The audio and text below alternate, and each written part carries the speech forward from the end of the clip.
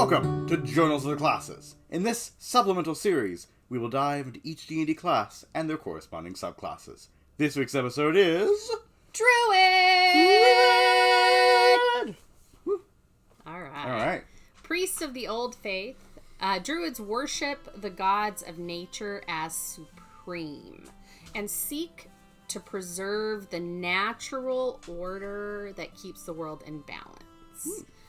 They often are connected to the Feywild or other similar realms, and their distinguishing feature is the ability to channel the power of the wilds to adopt the forms of animals. So they're like an animorph almost, or an animage or something.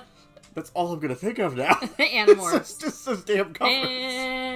I never read any of them, but I remember the covers were horrifying. It was like some psychological horror. But I mean, not like they're like a... No, or like no, transfiguration. Right, like, it's kind of a...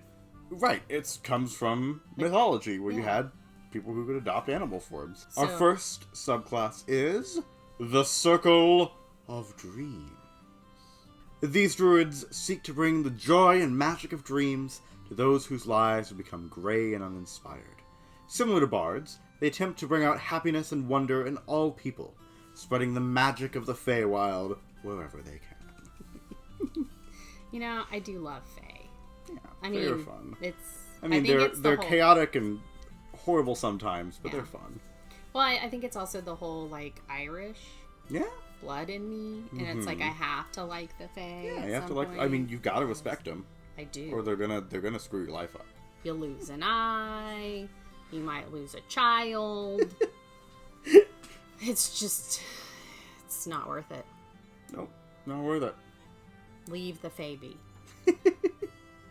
Say no to Fae. Say no to Fae. All right. Anyway, the next subclass. Next one is spores. Fun. Spores, great. Yeah. Hey, well, at least it's not stereotypical. You know, from dreams to one of my worst nightmares. Spores. Spores. Well, I think everybody has a different feeling about spores since Last of Us came out. The TV show, not the game. Because... I hate it. No, it was a great series. I am terrified of bread. It's weird. I don't want a cake. Right. Reveling in... Oh, so this is Circle of Spores. Circle of Spores? I mean, who does their branding? All right, so the Circle of Spores. Reveling in the circle of life and death represented by fungi. Oh, Lord. These druids see an odd beauty in decay and often have a more nuanced view of the undead than most priests. I see where this is going. I think, yeah. I think that these Circle of Spores people, I think that they may actually be up north in the snow. Next is the Circle of Stars. Using the light of the stars and constellations, these druids can divine the future and seek guidance from that celestial firmament. They're also able to turn into a constellation and use its inherent power to vanquish their enemies. They see great things in your future, if you respect the sky, that is. Baby, you're a star! Might not know it now, but baby, no, I don't know the rest of that song. Great. Okay. Alright. Our next subclass is land! Not to be confused with Land Ho from Parks and Rec. Alright, so this is the Circle of Land. Circle of Land. So that would be an island. Alright, as the subclass, an atoll. People most associated with druids. Oh, do you think that this might be stereotypical? Perhaps. Perhaps Pattern. it is. Pattern. Alright. So, As the subclass most people associate with druids, the Circle of Land is about protecting the regions and environments they hold dear. Because everything is nature-based, and deer is, like, a term of affection, and not, like, it's antlered like, deer. Right, it's like, there's hair and antlers. Antlered deer, yeah. That's not that. No. So that's just things that they hold dear, like they hold to themselves. They might have a deer familiar. They could.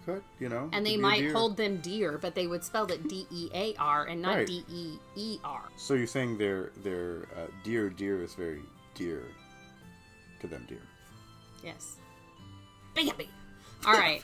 Deer. They can use the power of nature to ward off attackers and safeguard their lands. They're kind of like almost like a protector, or I would say closer to like a ranger.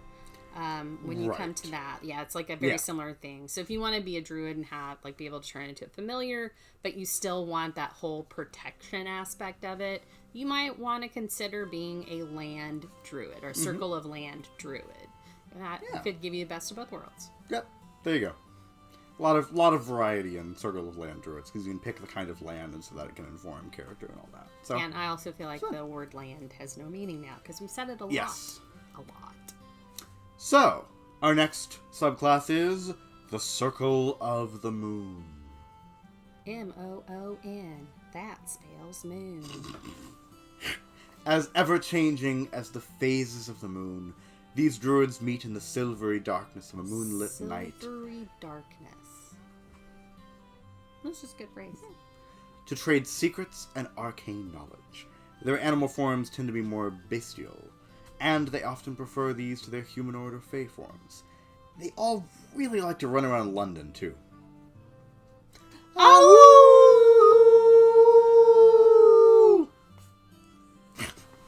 It's almost like we planned that. So I was like... And we didn't.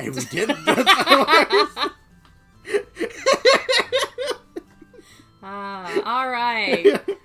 So, going from a possible wolf and moon creatures to someone who may not want them around their flock. It's the Circle of Shepherd. Oh. Seeking the guidance of nymphs and nature spirits, these druids are friends to beast and birds. Of course, that bird just like right. It's just like separated. Yeah, the birds. There we go. There we go. They are summoners of powerful fey companions and are often the first line of defense against hunters and poachers of their sacred woodlands. I'm Commander Shepherd, and this is my favorite tree in the Citadel. And you're a big, stupid jellyfish. You're a big, stupid jellyfish. All right. And our final subclass of the episode is Wildfire. These druids recognize that forest fires are not just destructive forces, but actually promote the rebirth of a woodland. Therefore, they worship fire and flame, bonding with a primeval spirit of destruction and creation. Of course, they also like blowing up seps while sipping Arbor Gold for some reason. That's what I heard. I heard Cersei laughing. That was what I was hearing. We really need to get her out of the house. Yes, yeah. You can't be staying here. All right, and that was Druid. And we hope that you enjoyed. We do. Druid. Right. I have been SHDU. I have been Fraygirl. And we will see you next time on Journals of the Classes. And or Classified. We'll see what you get to first. Bye!